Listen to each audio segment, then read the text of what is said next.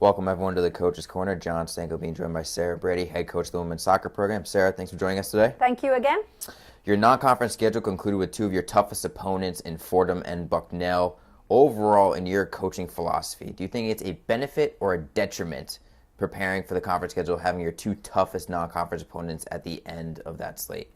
So I think when we're outmatched the way we were, it doesn't really matter when you play them. I mean, the argument could be, well, at the end of it, you've had more time to train. It could be at the start of it, they haven't had as much time to train.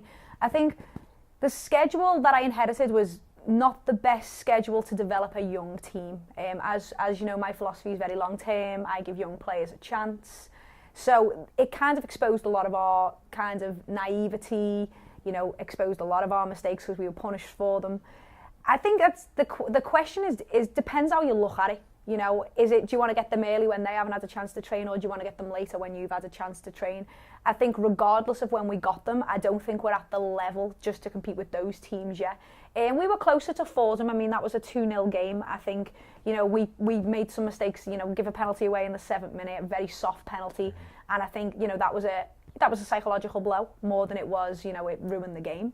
Very soft pen. I was disappointed it was given, but I don't make the decisions. They're referee decisions to be made.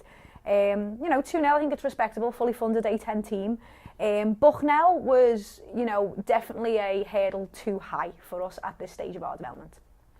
Speaking of development, you let a lot of players who weren't getting a lot of minutes before get a lot of minutes against Fordham and Bucknell. What are some of the positive and negative consequences you saw from that? So the negative is glaring, right? You don't get the result.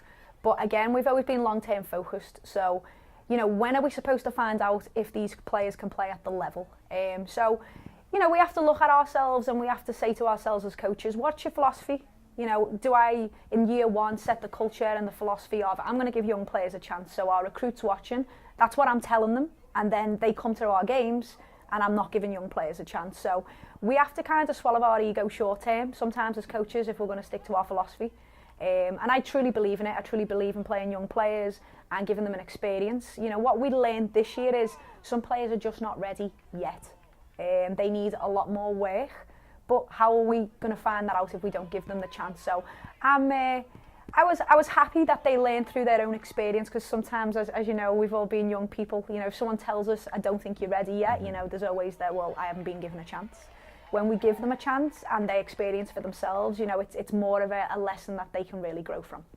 Now, your coaching philosophy for the program is long-term. The conference schedule starts this Saturday at Siena. Your coaching philosophy in-game, will that change when conference play starts? Well, I think that's always kind of what we need to be aware of. Conference, the MAC conference is a very tight conference. It's very competitive. I mean, if you look at all the MAC schools in non-conference, no one's got a winning record. I think Quinnipiac have got the best record. So the MAC conference teams do struggle out of conference. But once we're in conference, the playing field's a lot more level. There's many programs that are not fully funded. There's many programs who have the same, issues. They're fighting the same battles that we are. So the playing field's a little bit more level now. And when we're in conference, the focus is definitely to win. People have been given a chance now. People have, we've been in now 6.5 weeks from pre-season and then through non-conference. People have been given a chance. I mean, that's the one thing that no one can kind of stick against the coaching staff. Now we feel like because we've given them a chance, we've learned where we're at. Who is ready now? So the philosophy is always been in the MAC, we're going to be as competitive as possible. The non-conference philosophy was we're going to give people a chance to prove that they can be competitive at MAC level. So the short answer to your question was we're not giving people as much of a chance to prove themselves in conference. That was for non-conference. Now we're going to go with what we feel is the team that can win the games for us. Last year you were with the Manhattan Jaspers as an assistant coach. Does that benefit you now being a head coach at Iona, seeing the MAC last year from an assistant coach's perspective as now being the head coach here with the Gaels? Yeah, I mean, at Manhattan, I loved it. I mean, under Brendan, it was great because I wasn't just, sat behind a computer or, calling people to make sandwich orders. I was a coach there. I was respected as a coach, and Brendan was great to work with, and I really enjoyed it. And it definitely helped me grow in experience. And like I mentioned in the previous question, the MAC is a lot more level. We have teams with certain styles. There's teams who do things that will always be their philosophy. So because I've experienced the conference and the different styles of different teams, it makes your preparation more refined. So you're not trying to break everything down. You kind of know what you're looking for, and you're refining things more than you're kind of like, well, what are these guys going to do? Speaking of Siena specifically, you guys play them Saturday at 1 o'clock to open up the MAC season. They are atop the MAC, averaging roughly 14 shots per game. They like to pepper the goaltender. So what do you have to do to prepare for that? So Siena are an interesting team to me. I mean, they won the conference last year, coming from nowhere. They finished 6th. They are what we call in Britain percentage football team. They're a percentage football team. So their philosophy is keep it out of our half and keep it in theirs. So they play with 2 forwards. They play very directly. You know, they're looking for you to make a mistake. They're looking to pen you in. They're super organised. They're very fit. The coaching staff do a great job with their players. And they're all on the same page.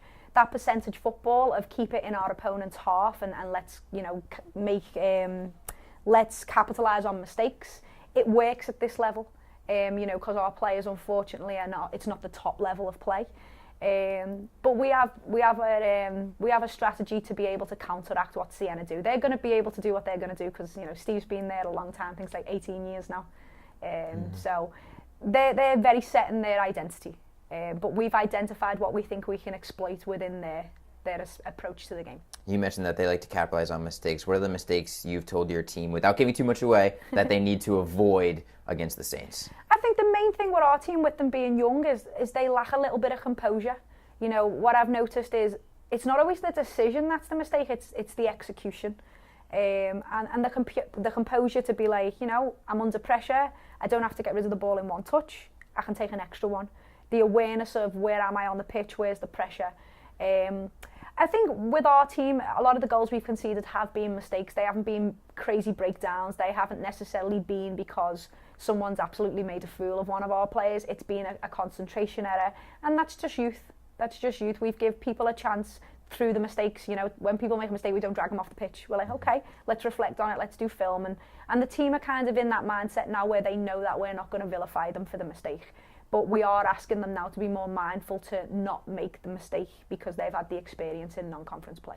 Non-conference play was a time for learning. Heading into the MAC season, what's the thing you've seen the most improvement on with this team that has you most excited for MAC play? I think the big thing with our program is there's certain things that absolutely work. But what I've been really impressed with, especially this week in training, is certain things that really work won't work in every game.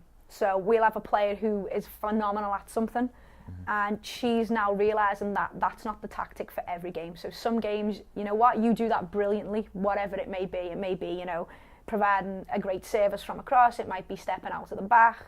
But in certain games, you can't do what you want to do as an independent player just because you're good at it and just because it's worked in a previous game. You've got to understand what your role is within the team organisation and game plan. So the maturity to understand why a tactic is implemented, I feel like that's the thing we've grown the most from. All right, Coach, well, best of luck this Saturday. You guys take on the Saints at 1 o'clock, and best of luck in the conference year. Thank you, appreciate it.